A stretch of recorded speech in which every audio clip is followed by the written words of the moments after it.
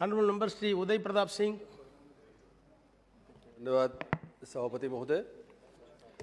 मैं सड़क परिवहन राजमार्ग मंत्रालय के अनुदान की मांगों का समर्थन करने के लिए खड़ा हुआ हूँ और माननीय मंत्री श्री गडकरी जी और इस देश में जिन्होंने सेना को लीड किया और अब हमारे सड़क के तंत्र को नेतृत्व दे रहे हैं, ऐसे हमारे जनरल वीके सिंह साहब को भी मैं दोनों मंत्रियों का बहुत धन्यवाद भी करता हूं, अभिनंदन भी करता हूं कि आपके प्रयासों से इस देश में सड़कों के प्रति और विकास के प्रति एक नई सोच और एक नया वातावरण बना है।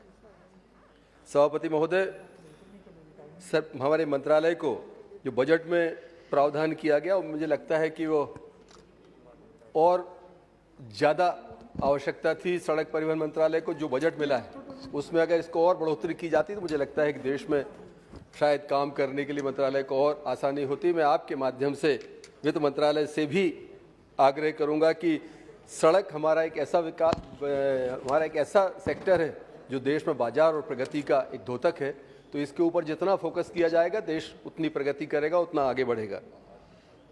25,000 किलोमीटर और का अगले वर्ष में प्रावधान और 20,000 करोड़ की व्यवस्था करने के संकल्प के साथ मंत्रालय आगे बढ़ा है।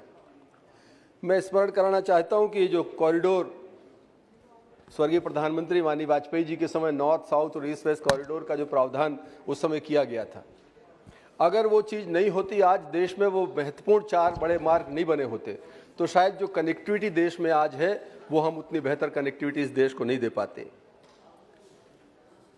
दूसरा जो मंत्रालय विशेष रूप से काम कर रहा है कि दुर्घटना रहित मार्ग होना चाहिए।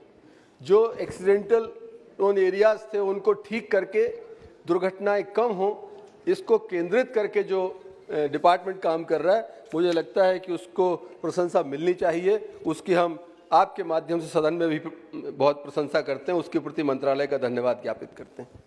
माननीय सभापति महोदय, सड़क प्रगति तो लेकर आती है, साथ ही विकास और बाजार भी पैदा करती है।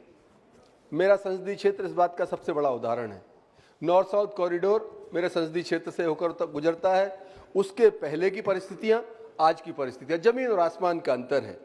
इसलिए मैं आपके माध्यम से माननीय मंत्री जी यहाँ पर बैठे हैं, इनसे आग्रह करना चाहता हूँ कि सड़कों के ऊपर जितना हो सके हम देश में सांसदों को उनके एक अनुकूल परिस्थितियाँ उनको मिलनी चाहिए।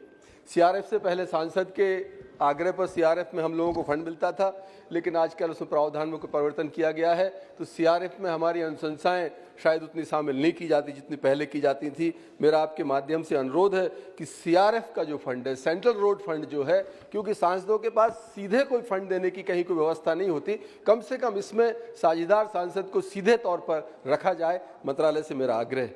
दूसरा एक बड़ा विसंगति इस देश में है, टोल नाके लगे हुए हैं।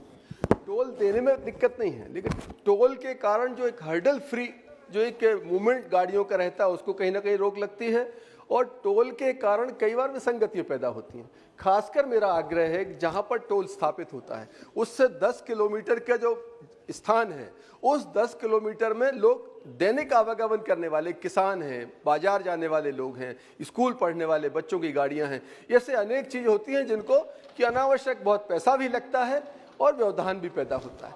मेरी बात से शायद पूरा सदन भी सहमत होगा कि अगर टोल के नज़दीक 10 किलोमीटर रहने वाले लोग अपना प्रमाणित रूप से कोई वहाँ टोल पर अपनी बताते हैं कि हम 10 किलोमीटर की सीमा में रहते हैं, तो उनको टोल फ्री उनको 10 किलोमीटर परिधि के लोगों को या महीने में 5 बार 7 बार उनसे टोल लिया जाए। इस तरह का कोई एक सिस्टम, एक मैकेनिज्म डेवलप होना चाहिए। मैं आपको अभी का उदाहरण बताता हूँ। हमारा जबलपुर भोपाल नया जो हाईवे तैयार हुआ है, वहाँ बरेली के पास, उदयपुरा के पास अन्य कई जगह हैं जहाँ रोज लोग निकलते हैं और दिन में अनेक बार उनको टोल देना पड़ता है।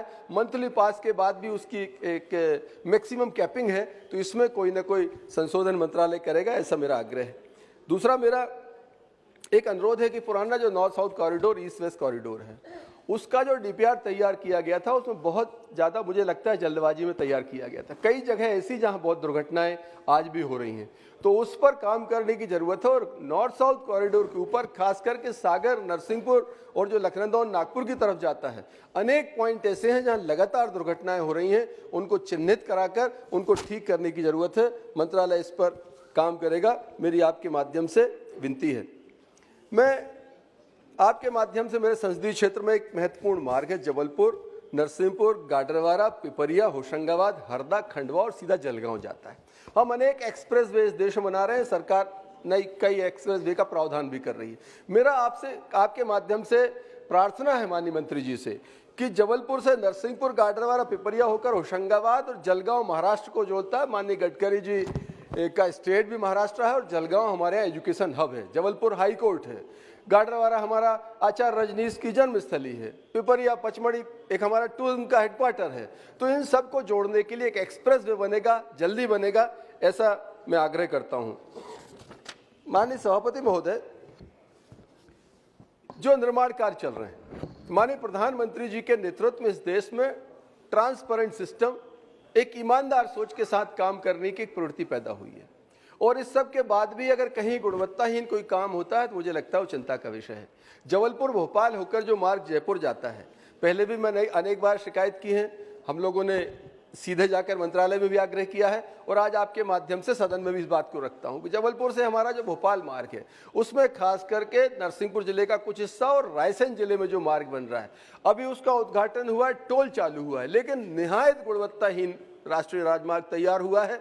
उसकी तुरंत चिंता करने की जरूरत है, नहीं तो यह संदेश ठीक नहीं जाता कि आज जब हम हर चीज अच्छी कर रहे हैं, सारी जगह पूरा मार्ग अगर 400 किलोमीटर में ठीक बना है तो 100 किलोमीटर क्यों खराब बना। इस पर एक हमारी चिंता है जिस पर मंत्रालय ध्यान देगा।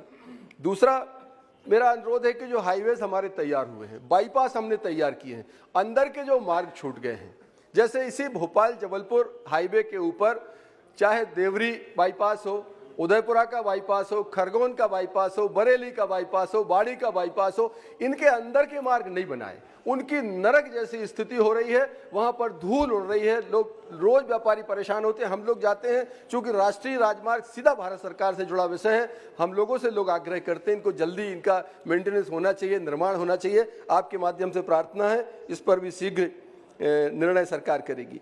आखिरी बिंदु में आपके सभापति महोदय, आपके माध्यम से माननीय मंत्री जी से कहना चाहता हूं, जो नॉर्थ साउथ कॉरिडोर है उसमें नरसिंहपुर जिले का हिस्सा और जबलपुर जयपुर एक्सप्रेस हाईवे का जो हिस्सा क्रॉसिंग जो है वो समतल भूमि में है, एशिया की श्रेष्ठ भूमि है, उसमें ये दोनों हाईवे क्रॉस करते हैं। वहां समतल होने के कारण पानी की निकासी नहीं है, तो पानी भर जाता है, महीनों तक पानी भरा रहता है किसान को अपनी बुआई आदि के समय। और खासकर उस राजमार्ग चौराहे पर नरसिंहपुर जिले में जहां पर की आबादी हजारों की संख्या में लोग इस एनएच के कारण वहां बस गए हैं, उनकी पानी की निकासी नहीं हो पा रही। मंत्रालय एक कोई बड़ा प्रोजेक्ट वहां पर इस ड्रेनेज सिस्टम के लिए बनाकर लोगों को मदद करने का काम करेगा, यह भी मैं आपके माध्यम से अनुरोध करता हूं। और पुनः हमारा सड़क और परिवहन मंत्रालय के जो अनुदान मांगे हैं उसके समर्थन करते हुए आपने मुझे समय दिया, आपका हृदय से आभार व्यक्त करता हूं। धन्यवाद।